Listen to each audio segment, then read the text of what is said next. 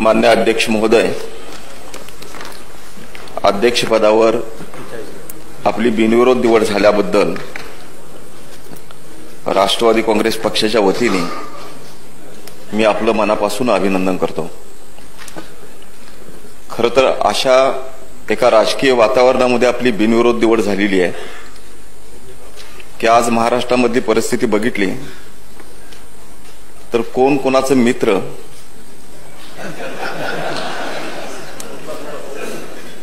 कोण विरोधी पक्षामध्ये वाटाघाटी चालू ठेवतच विरोधी पक्ष। अध्यक्ष महोदय, आज राज्यामधली परिस्थिती अशी आहे की सगळी वर्तमानपत्र आणि टीव्ही बघितल्यानंतर राजकीय विश्लेषकांना सुद्धा वेड्याच्या इस्पितळामध्ये पाठवावं लागेल, त्यांना सुद्धा वेड लागेल। अशा परिस्थितीमध्ये आपली बिनविरोध निवड होते,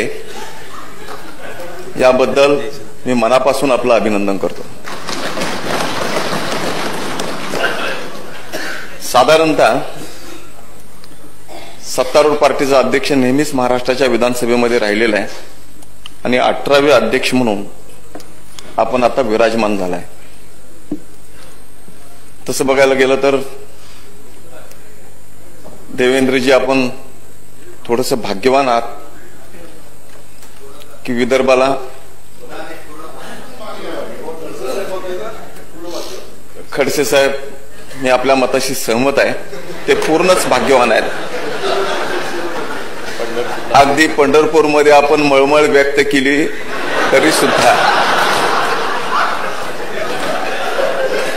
आणि सुधीर भाऊ, आपण आमदारांची जमवाजमव केल्यावर सुद्धा गडकरी साहेबांना सुद्धा ते भारी ठरले, त्यामुळे ते पूर्ण भाग्यवान आहेत। आता तुम्हा तिघांचा ओळीने उल्लेख केल्यानंतर आमच्या तवडे साहेबांना असं वाटायला नको की माझ्यावर अन्याय केला। तवडे साहेब, तुम्ही सुद्धा भाग्यवान आहे, किमान गृहमंत्री राहिलं, गृहमंत्र्याचं दालन तरी आपल्याला मिळालं।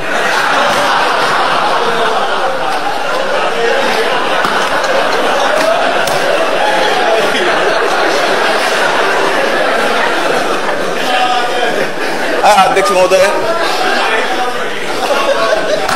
चांगली गोष्ट आहे, मी त्यांचं अभिनंदन करतोय, चांगल्या हेतूने बोलतो मी। अभिनंदनाचा ठराव अध्यक्षावर आहे।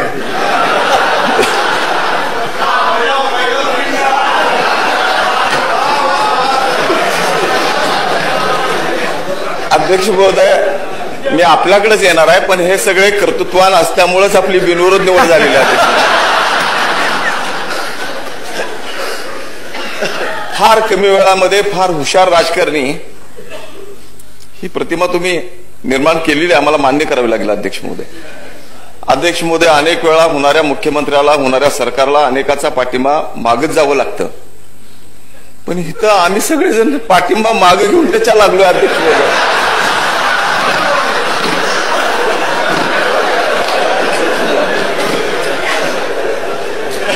आणि देशाच्या इतिहासामध्ये पहिल्यांदा अध्यक्ष महोदय पाठिंबा कोणाचा घ्यायचा हा जर मोठा प्रश्न कोणासमोर पहिल्यांदा निर्माण झाला असेल तर तो आपल्यासमोर निर्माण झालाय। पाठिंबा मागायचा प्रश्न निर्माण होऊ शकतो अध्यक्ष महोदय, पण पाठिंबा कोणाचा घ्यायचा, ठीक आहे, त्यातनंही आपण योग्य निर्णय घ्याल। आतापर्यंत योग्य निर्णय घेताय असं सिद्ध झालंय। अध्यक्ष महोदय, आपण केलेल्या सूचनेप्रमाणे मी मूळ विषयावर येतो। अध्यक्ष महोदय, ह्या सभागृहातला एकंदरीत आपला कालावधी बघितला तर त्या बाजूपेक्षा या बाजूलाच आपण अधिक वेळ व्यतीत केलेला आहे, आपला अधिक कालावधी गेलेला आहे, त्यामुळे आपलं अधिकचं लक्ष थोडंसं या बाजूवर असलं पाहिजे। अध्यक्ष महोदय, आमच्या या मित्रांना त्यांनी न्याय नाही दिला, पण डायसवरून अध्यक्ष महोदय आपण तरी न्याय दिला पाहिजे अशी आमची मनापासूनची इच्छा आहे, म्हणजे तुम्हालाही आणि आम्हालाही, आम्ही आपल्याला लागू नाही।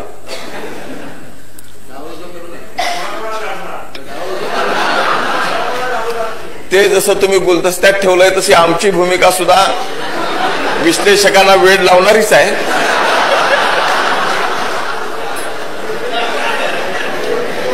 अध्यक्ष महोदय, एकंदरीत आजपर्यंतची आपली कारकीर्द बघितली अगदी सामान्य कार्यकर्त्यापासून एका यशस्वी शेतकऱ्यापासून एका चांगल्या लोकप्रतिनिधीची भूमिका आपण पार पाडलेली आहे.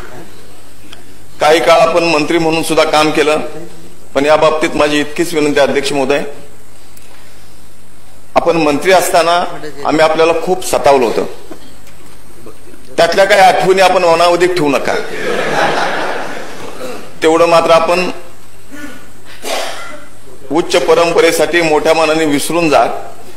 पण या बाजूने अध्यक्ष महोदय आपण असताना अतिशय पोटतिडकीने मांडलेले शेतकऱ्यांच्या बद्दलचे प्रश्न, कष्टकऱ्यांच्या बद्दलचे प्रश्न, उपेक्षित घटकाबद्दलचे प्रश्न हे अजूनही आमच्या स्मरणामध्ये आहेत.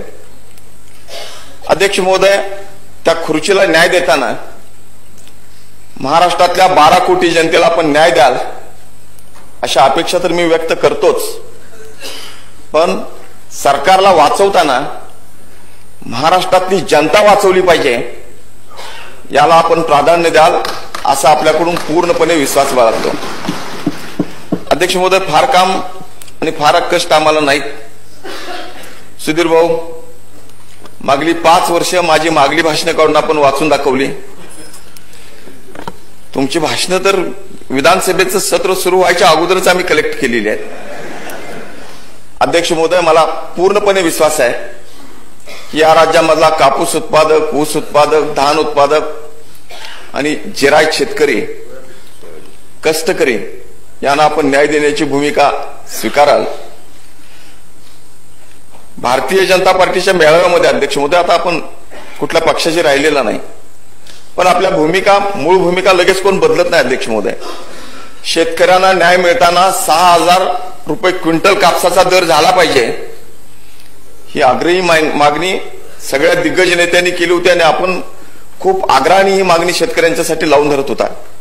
अध्यक्ष महोदय, आता शेतकऱ्यांच्या वतीने, कष्टकऱ्यांच्या वतीने त्याच मागण्या आम्ही करू, त्यावेळी थोडंसं आमच्याकडे नजर ठेवा. अध्यक्ष महोदय, अध्यक्ष महोदय, मी आणखी एक चांगली सूचना करीन की आयुष्यातले फक्त 5च वर्ष या बाजूला काम करण्याची संधी मिळाली, पण बोलण्यापेक्षा सुद्धा अध्यक्षांचं लक्ष वेधावं म्हणून अध्यक्ष महाराज हे ओरडण्यासाठी जितकी ताकद गेली तेवढी भाषण करण्यासाठी गेली नाही. अध्यक्ष महोदय, आणि आता तर थोडीशी अधिकचीच ताकद लागेल. अध्यक्ष महोदय, आमची विनंती अध्यक्ष महोदय, लोकसभेच्या धर्तीवर सन्माननीय सभासदांनी हात वर केला की बोलण्याची इच्छा असलेल्या वक्त्यांची नावं आपल्या समोर येतील, प्रश्न विचारणाऱ्यांची नावं आपल्या समोर येतील आणि आम्हाला ओरडावं लागणार नाही.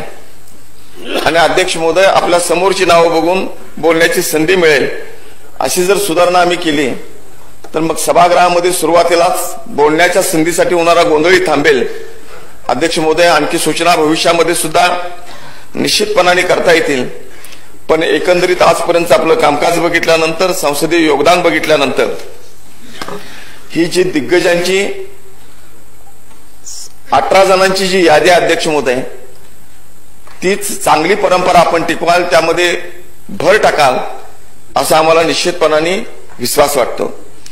अध्यक्ष महोदय, आज आपलं अभिनंदन करताना मी पुण्याच्या 2 सुपुत्रांचं, एका सुपुत्राचं अभिनंदन आणि दुसऱ्याला शुभेच्छा देणार. अध्यक्ष महोदय, दिलीप वळसे पाटलांनी आपल्या अगोदर अध्यक्षपदाची धुरा सांभाळली.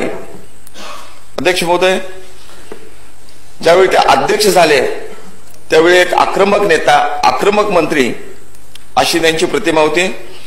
राष्ट्रवादी काँग्रेसचे ते एक प्रमुख नेता होते, त्यामुळं निपक्षपातीपणाने काम करतील का अशा पद्धतीचे जे संशय व्यक्त केले जात होते 5 वर्षाच्या आपल्या कारकिर्दीमध्ये, अध्यक्ष महोदय, त्या सगळ्या शंकांना कृतीने उत्तर देत एक यशस्वी अध्यक्ष म्हणून त्यांनी आपली नोंद निश्चितपणाने केलेली आहे.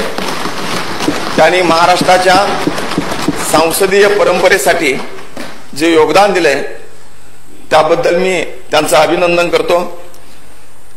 आमचे सहकारी मित्र काँग्रेसचे गटनेते का विधिमंडळ नेते विखे पाटील साहेबांनी, बापट साहेब आपल्याला सुस्कारा टाकल्याबद्दलच्या शुभेच्छा दिल्या. खरं आज चेहऱ्यावर थोडंसं तेज आहे, पण किमान आपण मंत्री झाला पाहिजे नाहीतर ते पण नाही हे पण नाही. दुपाटणं वगैरे असे शब्द मी वापरत नाही, पण दोन्ही घरचा पाहुणा उपाशी हे बी नाही तेही नाही असं मोकळं राहायची पाळी आपल्यावर येऊ नये. आपल्याबद्दल नेहमीच आमच्या चांगल्या भावना आहेत. खरं तर आपण सिनियर होता,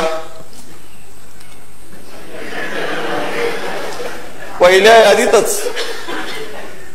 पण चंद्रकांत पाटील साहेब पुण्याचे असून सुद्धा अहमदाबाद पर्यंत वजन थोडस त्यांचं आपल्या तुलनेमध्ये कमी पडलं.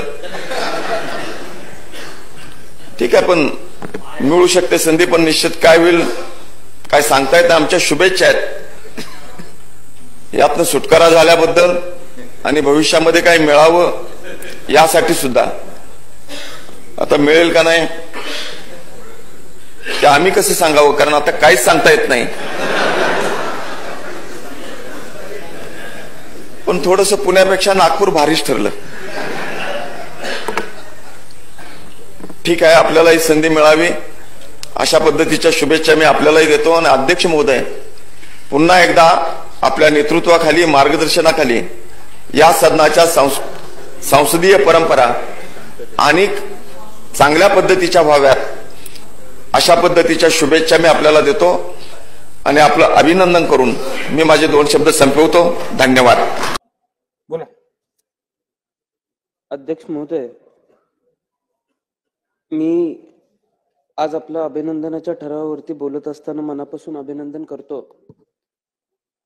आज या देशाचं वेगळेपण टिकून आहे त्याचं कारण असं आहे की अनेक शाया या देशानं बघितल्या, पण लोकशाही अत्यंत महत्वाची शाही या देशाच्या वाट्याला आली आणि संबंध जगामध्ये आपलं देश स्वतःचं वेगळेपण टिकवू शकला, वेगळेपण निर्माण करू शकला.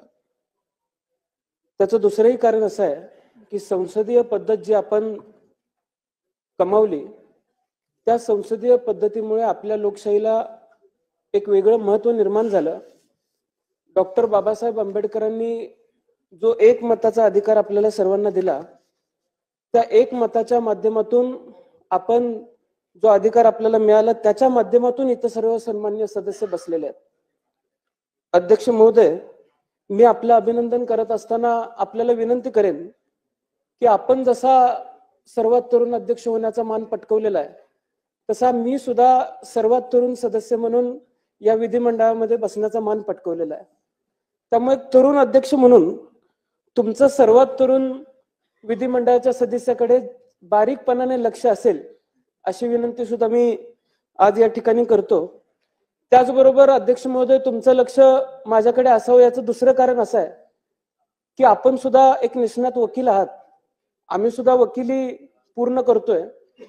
1 नंबर बाकावरती बसलेल्या वकिलांकडे जसं तुमचं लक्ष असतं तसं याही वकिलाकडे लक्ष असू दे अशी सुद्धा विनंती अध्यक्ष महोदय मी आपल्याला करतो.